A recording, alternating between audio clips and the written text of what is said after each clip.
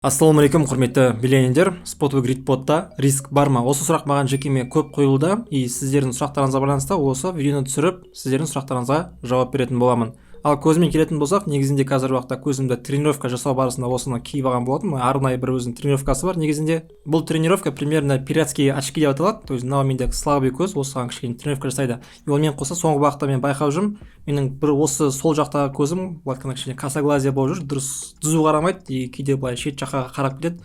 Соған байланысты кішкене осы көзіме қазір уақыт тренировка жасап жүрмін. Онымен қоса өздеріңіз байқап жүрсіз, үйде барында видеоны көп салмай кеттім, и кішкене ноутбуктың экранына деген сияқты көп қарамауға тырысып жүрмін.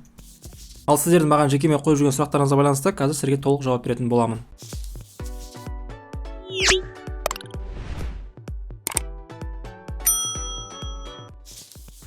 Достар, егер сіздерде Bybit биржасында аккаунт болмаса, мен төменде сілтемесін қалдырып өтем. Сол сілтеме арқылы регистрация, верификация жасау арқылы максималда бонус және скидка аласыздар. Ал достар, қазір менің экраныма назар аударатын болсаңыздар, менде осы Bybit биржасында Spot Gridpod қосылып тұр. Қазір сізге ішіне кіріп көрсетемін. Подробный информацияны басамыз. Мынаяқтан бізде толық уже информация бар. Ал енді міне біздің ботымызға келетін болсақ, біздің ботымыз 12 күн бойы жұмыс жасап жатыр. И салған инвестиция бізде $3800. Бұл теңгемен шығатын болсақ, примерно 1.800.000 теңге ма, сондай примерно грубо айтқанда 2 миллион теңге. И біздің қазір уақытта ботымыз минус $195 болып тұр. Және біздің боттың алып келген табысы плюс $57 табыс алып келген. Бірінші сұраққа жауап кете берейін. Мынаяқта бізде мысалы кейбіреулер сұрайды, мысалы мынаяқта плюс $57 болып тұр, аяқта бізде минус $197 болып тұр. Қайсына қараймыз деген секілді. Негізінде основной осыған қараймыз, минус 195-ке қараймыз. Себебі қараңыздар, бізге бот плюс $57 табыс алып келді. Егер бұл бот бізге плюс $57 табыс алып келмей, мынаяқта бізде 0 болып тұратын болса, онда бізде мынаяқтағы минусымыз мысалы 196 емес, там 240 па сондай болатын еді. И сол минустың жартысын, то есть минус $57 бізде бот осы табыспен жауып тұр былай айтқанда. Сол себепті бізде қазір уақытта минус там $257 емес, бізде мысалы минус $200 шамасында болып тұр. Осы минусты бізде бот жауып тұр. Және ботты біз өшірген кезде, удалитті басқан кезде біз осы минус 198 бен біздің бот минус болады. Бірақ біз осы Spot Gridpod'ты ешқашан минуспен жаппаймыз, всегда плюспен жауып отыратын боламыз. Егер естеріңізде болса, осы қыркүйек айының басында бізде крипто нарығы өте қатты құлаған болатын. Мен как раз сол кезде ботты қосқан болатынмын. Ботты қостым, баға қатты құлады, и даже менде пик кезінде минус $750 шейін кеткен болатын.